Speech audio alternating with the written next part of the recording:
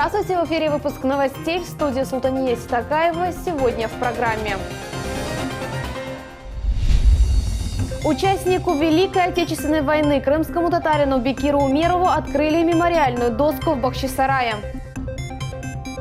Самый большой флаг России развернули в Артеке, к чему приурочили эту акцию.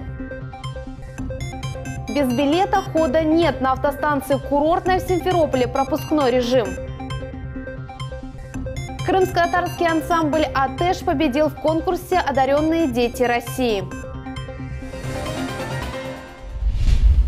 Официальный представитель МИД России Мария Захарова оценила освещение темы Крыма в зарубежных медиа. Об этом она рассказала на пресс-конференции в Москве, посвященной работе средств массовой информации. Основная тема дискуссии – роль медиаиндустрии в современном мире. Захарова рассказала, тональность освещения крымской темы в иностранных СМИ меняется, но первостепенное значение имеет успешное развитие самого региона. Вы же, наверное, уже видите, сколько делегаций к вам приезжает. По общественной линии, по линии гражданского общества, и парламентарии, и бизнесмены. Второй момент, вы также видите изменения, так сказать, в информационном освещении темы Крыма в зарубежных средствах массовой информации. Но, на мой взгляд, это, конечно, важно, но вторично. Первично – это развитие самого региона, его интеграция, и уровень, и степень, и скорость этой интеграции в наше общее пространство. Интеграция региона и наша интеграция в регион, совместная наша жизнь. В мероприятии приняли участие представители СМИ со всех регионов России. Также на конференции присутствовал генеральный директор телеканала «Миллет» Эрвин Мусаев. Сегодня вот и Мария Захарова об этом говорила, что Крым активно интегрируется в российское сообщество. Этот процесс уже произошел, и в том числе мы интегрировались в информационное пространство, и участие в таких конференциях, где мы можем повысить свой уровень квалификации, очень нам необходимо и позволяет нам не только активно работать уже на пространстве всей нашей страны, но выходить на международные площадки, активно работать с нашими коллегами, и в этом нам очень помогает МИД Российской Федерации. Около 45 тысяч тонн щебня и песка для строительства важных объектов завезли в Крым из Абхазии. Об этом сообщил Сергей Аксенов на встрече с абхазской делегацией во главе с первым вице-премьером республики Даури Аршба. Участники встречи отметили, что отношения между двумя республиками активно развиваются. Товарооборот между нашими предприятиями растет, между крымскими и Республикой Абхазия. Вот продукты питания поставляются регулярно, я смотрю, то есть мясопродукты, морепродукты активно идут. Более 400 тысяч долларов общий оборот составил, то есть на эту дату. На мой взгляд, что ситуация двигается вперед достаточно динамично, поэтому, Должен Калич, спасибо, что вы во главе делегации сегодня нашли возможность пообщаться. У нас межправкомиссия сегодня работает, тоже все важные вопросы будут рассмотрены. Ну и я знаю, что есть несколько инвестиционных предложений, которые мы тоже с удовольствием готовы рассмотреть. Надеемся, что это будет развиваться и дальше. Мы рассчитываем на то, что на самом деле первые результаты, которые есть, положительная динамика, объемы, конечно, пока не те, но это старт. Я уверен, что все впереди. При большом старании, у нас есть такое желание, мы будем наращивать эти. Глава Крыма подарил гостю герб Крыма, а Даури Аршба, в свою очередь, авторское издание первого президента Абхазии и фарфоровую тарелку. Также перспективы дальнейшего укрепления двухсторонних связей обсудили на заседании совместной комиссии по торгово-экономическому, научно-техническому и гуманитарному сотрудничеству между Республикой Крым и Абхазией. Обе стороны решили создать деловой совет для развития всесторонних отношений. В него войдут представители бизнеса двух республик. В ходе этих встреч была отмечена важность сотрудничества между нашими республиками и выработаны конкретные направления, которые представляют особый интерес для обеих сторон. Эти направления действительно, важно, чтобы люди понимали, нацелены на то, чтобы каждый человек почувствовал конкретную пользу от этих внешнеэкономических, культурных и образовательных связей, которые мы продвигаем вместе с абхазской стороной. Зубков, устрани нарушения в зоопарке. С такой просьбой во время онлайн-трансляции к предпринимателю обратились 6 комитетов департамента Крыма во время заседания в Госсовете. На сегодняшний день суд Белогорска принял решение закрыть тайган на 30 суток. Председатель Госкомитета ветеринарии Крыма Валерий Иванов заявил, что мясо в учреждения для животных поступало без ветеринарно-сопроводительных документов. Зарегистрировано, что по системе «Меркурий» в октябре и ноябре месяцах поставили всего 500 килограммов мяса. Все животные должны быть прослеживаемы. Это законное требование, которое поддерживается в судах. Животные, согласно своему возрасту и виду, должны быть своевременно вакцинированы от тех или иных заболеваний, перечень которых законодательно установлен. Животные должны кормиться теми продуктами, которые поставляются с ветеринарно-сопроводительными документами в системе Федеральной государственной информационной системе «Меркурия». В Госсовете были озвучены и другие нарушения. Федеральная налоговая служба при проверке установила, что несколько миллионов рублей дохода предприятия прошли мимо кассовых аппаратов. А во время проверки официальная выручка выросла в 1,5 раза. Если Зубков будет соблюдать законы России по кормлению и уплате налогов, его зоопарк продолжит свою деятельность, отметили депутаты. Никто не собирается говорить о том, что нам не нужны подобные зоопарки. Я думаю, что никто, находящийся в здравом уме, не может подумать, что кто-то хочет у Олега забрать его бизнес. Да и людей таких нет. Мы хотим поставить его в строй. В строй тех предпринимателей и тех крымчан, которые ежедневно, каждый на своем месте, работают и исправно исполняют законы. Другого нам не дано. Лейтенанту Бекиру Умерову открыли мемориальную доску в Бахчисарае. Ее установили на стене дома, в котором родился и жил крымский татарин. Участник Великой Отечественной войны погиб в декабре 1942-м под Тверью. Останки советского солдата нашли поисковики 2 года назад. В 2017-м его перезахоронили на родине в Бахчисарае. Эльмас Аблакимова продолжит. Ладони людей обращены к небу. С молитвой открывают мемориальную доску в память о старшем лейтенанте Бекире Умерове.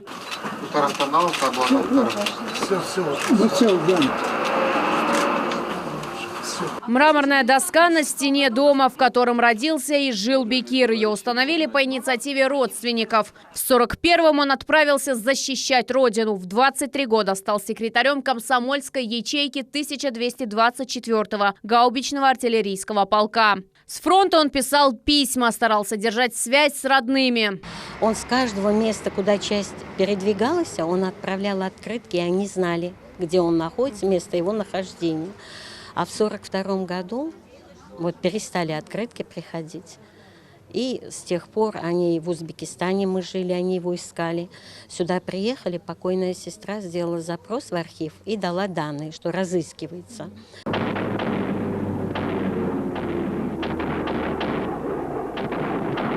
Останки советского солдата обнаружила поисковая группа в 2017-м. Стало известно, он героически погиб в бою под Тверской областью в 1942-м. По просьбе родных крымского татарина перезахоронили в Бахчисарае. Из более чем 25 тысяч крымских татар, воевавших на фронтах Великой Отечественной войны, живыми вернулась половина. 25 крымских татар представили к высшему званию Герой Советского Союза. Но тысячи, не имея наград на груди, сражались за родину и мирное небо над головой. Эльмас Аблакимова, Виталий Голубев, телеканал Миллет. Лидера запрещенного в России Меджлиса задержали в аэропорту Бухареста. Румынские пограничники во время паспортного контроля изъяли у Рифата Чубарова все документы и удерживали его более 3 часов, не объясняя причин. На своей странице в социальной сети Facebook Чубаров выразил предположение, что это работа российских спецслужб. На это заявление отреагировал председатель региональной национальной крымско-татарской автономии Ивас Умеров. По его словам, это ожидаемая процедура, так как Чубаров неоднократно нарушал международное и российское законодательство. В Украине европейские партнеры все меньше и меньше верят и доверяют тем им рассказам, как нарушаются права в Республике Крым в отношении внимание обращают на то, как они же нарушают права других людей посредством устройства блокад в отношении крымчан. Это водная блокада, энергетическая, продуктовая, гражданская. Придет момент, когда структуру, которую они на сегодняшний день возглавляют на Украине, это Меджлис, если они не поменяют свою риторику и политику, она может стать запрещенной не только в Российской Федерации. Напомним, что в Румынию он прилетел, чтобы обсудить с представителями иностранных организаций ситуацию в Крыму и милитаризацию Черного моря. Самый большой флаг России развернули сегодня в Артеке. На центральном стадионе Международного детского центра прошла акция «В единстве сила». Так артековцы решили поддержать наших спортсменов, которым запретили участвовать в Олимпийских играх на протяжении 4 лет. В мероприятии участвовали почти 3000 юношей из разных регионов страны. С места событий репортаж Севили Меметовой. Не забудем вовек! Наша сборная в бой! Мы навеки с тобой! На центральном стадионе Артека почти 3000 детей из 14 регионов страны. Они собрались, чтобы поддержать российских спортсменов, которым 9 декабря запретили выступать на Олимпийских играх в течение 4 лет. Победы наших российских атлетов не удовлетворяют мировую общественность. Проведение мероприятий уровня Сочи-2014 и чемпионата мира по футболу не удовлетворяют мировую общественность, но мы знаем, что наши спортсмены, они лучшие. Впервые артековцы поддержали олимпийцев еще в 1956 году на международных соревнованиях в Мельбурне. Тогда юные болельщики объединились в клуб «Олимпия» и направили спортсменам телеграмму со словами поддержки. Подобная ситуация повторилась и в 2018-м, когда российская сборная выступала без государственных символов. Артековцы образовали олимпийские кольца, подняли флаг и исполнили гимн страны. К примеру, прошлой Олимпиады наши спортсмены выступали без флага, но тем не менее мы все равно были лучшими. Весь мир это знает, весь мир видел наши результаты, нашу победу. И когда нас исключают, я думаю, они просто прекрасно понимают, кто действительно достоин, а кто будет проигравшим.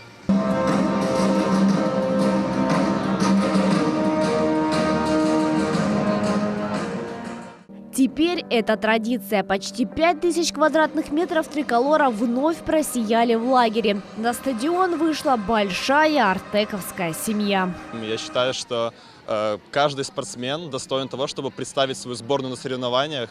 И то, что сейчас комитет вынес такой вердикт, что сборная не допущена к соревнованиям, это, безусловно, неправильно.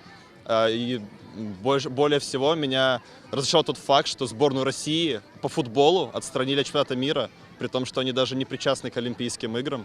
Символом единения Еще в этот раз день стало и празднование Дня Медведя, который ежегодно отмечают 13 декабря.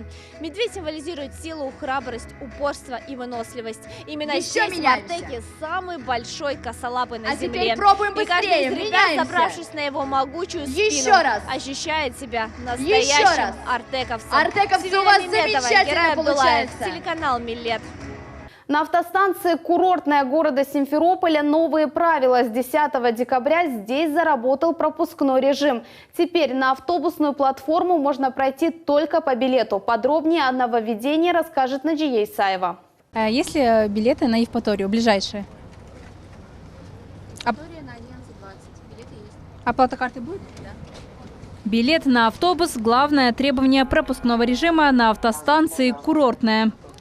Теперь пройти на платформу автостанции без билета не получится. Нужно обязательно пройти этот процесс. Он занимает не больше минуты. На вокзале теперь, как в аэропорту, попасть на территорию не так уж и просто. С 10 декабря здесь новые правила. Возле единственного центрального входа на автобусной площадке стоит охрана. Именно она первой встречает пассажиров автостанции «Курортная» на ЖД-вокзале Симферополя. Вас высадят Все, сейчас 10 декабря строго по билетам.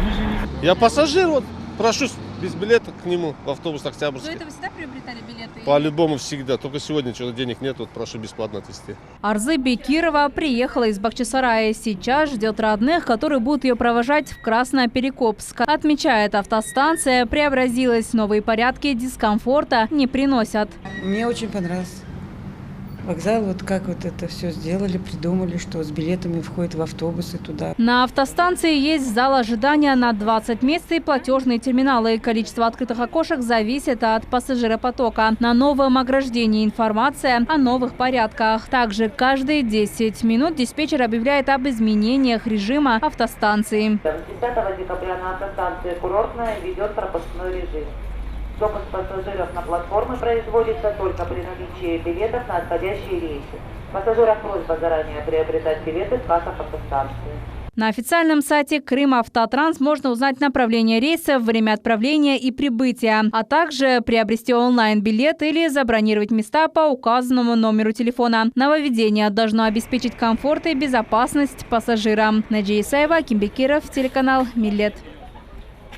В Симферополе наградили одаренных учащихся города. Торжественная церемония прошла в общеобразовательной школе номер 2. Почти 50 учеников стали победителями в 3 номинациях: юные исследователи и эрудиты, искусство и спортивные достижения. Им вручили премиальные сертификаты на сумму 10 тысяч рублей.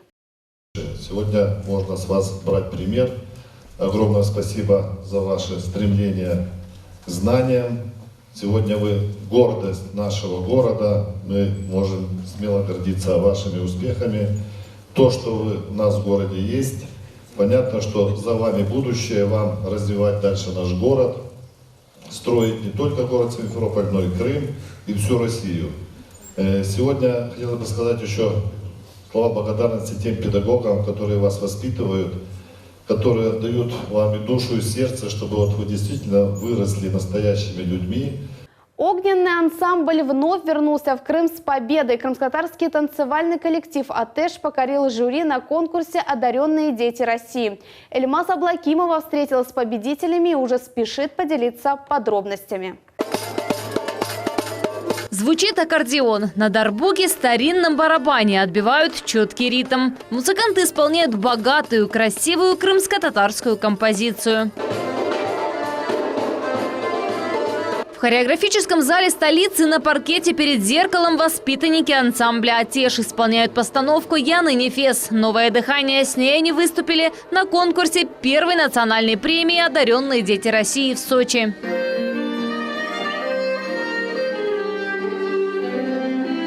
Линия Хайбулаева танцует с детства. После небольшого перерыва возобновила свою деятельность. В ансамбль пришла недавно.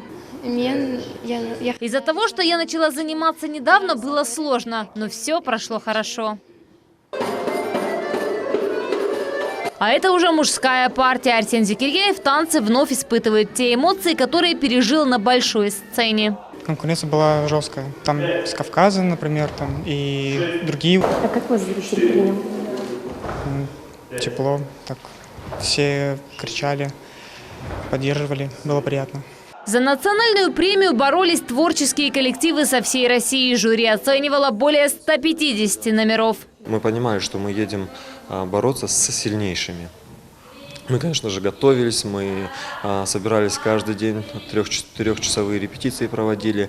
И, конечно же, ехали туда с целью за победой. «Атэш» в десятке лучших. Национальные премии сразу за 2 постановки. Ансамбль крымско-татарского танца «Атэш», город Симферополь. «Атэш» значит огонь. Яркое имя своего коллектива воспитанники подтверждают на сцене каждым своим выступлением. Сегодня они призеры международных и чемпионы российских конкурсов. В планах покорения новых высот. София Шукурова, Эльмаз Аблакимова, Герай Абдулаев, телеканал «Миллет». 12-метровая зеленая красавица украсила терминал международного аэропорта Симферополь. Она считается самой большой среди помещений на полуострове. На ней уже развесили 1000 новогодних игрушек и почти полкилометра гирлянд. Книжное издательство «Доля» празднует свой 30-летний юбилей. За это время оно выпустило в свет десятки тысяч книг. Среди них общественно-политическая, научно-популярная, художественная и детская литература. Книги издаются на крымско-татарском, русском, украинском и других языках. О деятельности медиахолдинга сюжет Наджии Исаевой. И вижу лица я надменные моих прапрадедов татар, а рядом пленники согбенные, и стар, и млад. В юбилейный день издательства «Доля» в Крымской республиканской библиотеке для молодежи звучат стихи Валерия Басырова. История ведущего медиахолдинга началась с инициативы именно этого поэта, книгоиздателя и главного редактора журнала «Крым». Сборник стихов «Нечаянная оттепель» стал первым печатным изданием поэта. За 48 часов она прошла свой путь от типографии до киноторговой сети. Это был рекордный темп. Сборник стал самым быстрым изданием СССР, а для Валерия Басырова – началом его книгоиздательской деятельности. Вот тут выставка, да, можно посмотреть на выставку. То, что я смог привезти, потому что, книги тяжелые, объемные. Но они, это свидетельство нашей эпохи, то есть 30 лет. Я рос с этими книгами, они во мне, и я живу с ними. Это моя жизнь. 3 журнала «Крым», «Доля» и «Долька» объединяет крымский медиахолдинг «Доля». Многие его издания уникальны тем, что нигде не печатались ранее. Журнал детский, в котором публикуются дети от 5 до 15 лет. И только по одному взрослому писателю: один прозаик, один поэт, один композитор. Журнал полноцветный, красочный. Книги классиков и современников, миниатюры, многотомники, поэзия, проза, история и фантастика. Объединяет многообразие жанров высокое качество издания. Для любого автора все его книги очень ценные, утверждает главный редактор газеты Яна Дуня Сейран Сулейман. Издательство «Доля» печатает на разных языках, но весомая их часть – это крымско-татарская литература. Свои первые идеи медиахолдинг реализовывал в нашей редакции Яны Дунья. С того момента мы и поддерживаем с ними тесную связь. В частности, мою первую книгу выпустила именно «Доля». Отслеживать историю издательства можно по обложкам книг. Сначала минимализм в оформлении, а потом и иллюстрации от художников-оформителей. Вот писатель, он не задумывается, о чем он будет писать, и как он будет писать, и что он будет писать, и в каком жанре будет выступать. Пришло озарение. Есть материал, и либо он собирает материал, и он чувствует, ему эту книгу надо сделать. Он ее пишет просто. Издательство «Доля» выполняет важную миссию, ведь большая часть книг – это социально значимая литература. Все эти 30 лет медиахолдинг переплетает духовное богатство народов России. Наджия Исаева, Аким Бекиров, телеканал «Миллет». Это все новости на сегодня. После небольшой рекламы смотрите прогноз погоды на телеканале «Миллет». Всего доброго!